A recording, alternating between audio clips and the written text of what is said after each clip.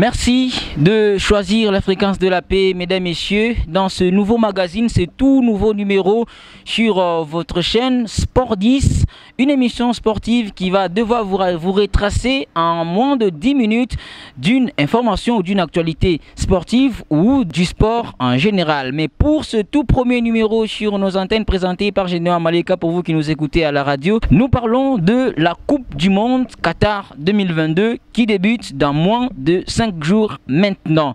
Et aujourd'hui, nous allons parler de l'histoire de la Coupe du Monde. Et alors, qu'est-ce la Coupe du Monde? Eh bien, la Coupe du Monde, c'est une compétition réunissant les meilleures nations au niveau mondial, c'est-à-dire les meilleures équipes nationales au niveau du monde. Elle a été initiée le 28 mai 1928 sous l'impulsion de son président Jules Rimet. Pour la première fois, cette compétition a eu lieu en 1930, c'est-à-dire 2 ans après sa création, et là nous étions en Uruguay. Cette compétition se joue depuis tous les 4 ans, sauf en 1942 et en 1946 à cause de la Deuxième Guerre mondiale.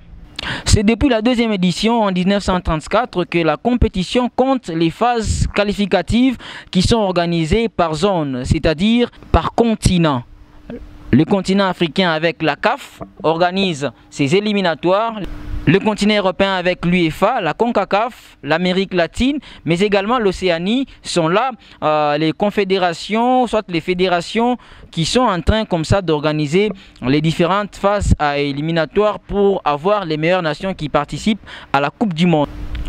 Et donc, ces équipes, entre 1934 à 1979, 24 équipes de 1982 à 1994, 32 équipes à partir de 1998 et en 2026, la compétition aura désormais 48 nations. Sur les 21 éditions déjà disputées de cette Coupe du Monde, 8 nations seulement ont déjà eu à remporter au moins un trophée. Le Brésil détient le record du monde avec 5 trophées, dont 3 consécutifs, et même ils avaient eu à rester avec la Coupe du Monde, les trophées chez elle à la maison, et donc ces trophées avaient même été volés en 1970. Seul le roi Pelé, ce meilleur joueur du monde, ce joueur mythique, a déjà eu à remporter 3 Coupes du Monde d'affilée. Il avait été dans ces équipes-là qui avaient remporté avec le Brésil 3 Coupes du Monde d'affilée.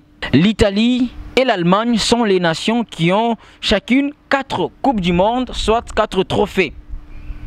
L'Argentine, l'Uruguay et la France, ces nations-là ont chacune 2 trophées, alors que l'Angleterre et l'Espagne comptent dans leur escarcelle un seul trophée. La dernière édition de la Coupe du Monde avait eu lieu en Russie en 2018, mais celle-ci va débuter à Doha dans moins de 5 jours, comme je vous l'ai dit d'entrée. Les Argentins qui descendent plus bas, qui sont un petit peu plus compacts. Oui, c'est passé dans le dos, le centre, Doukas. Allez. Second poteau, Pavard.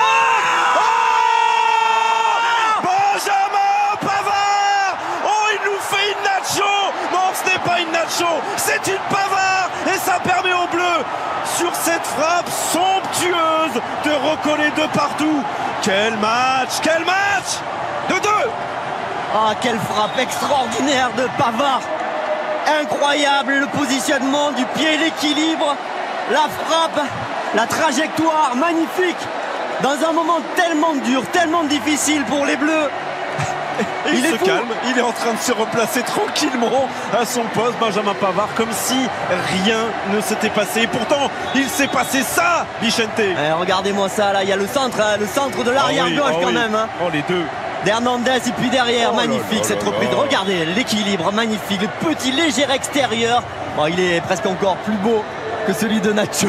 Quel régal, quel régal. Pour aujourd'hui, on s'arrête par ici. Si vous avez aimé ce Sport 10, dites merci à toute l'équipe qui nous a accompagnés. Mais je ne vais pas vous quitter sans vous laisser cette question. Quelle a été la nation qui a remporté pour la première fois la Coupe du Monde?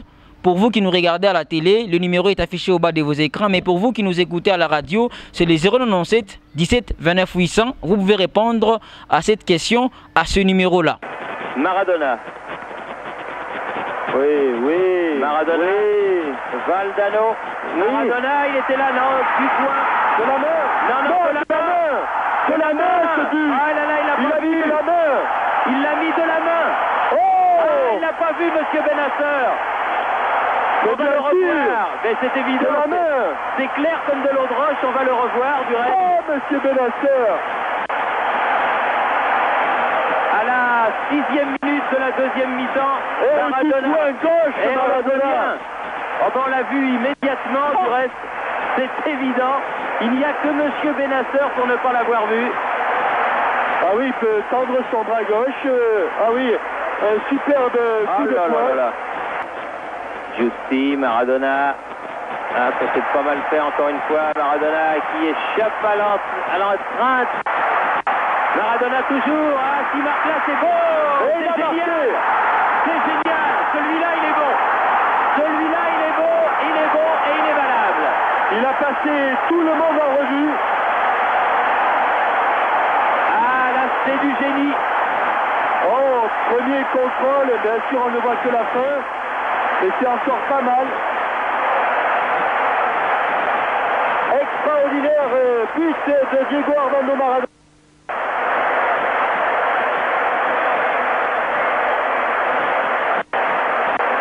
Quel but! Heureusement qu'il y a celui-là, parce que celui-là, il est valable. Gédéon Amaleka vous a présenté ce premier numéro de Sport 10. Prochainement, est notre rendez-vous. Restez sur la fréquence de la paix.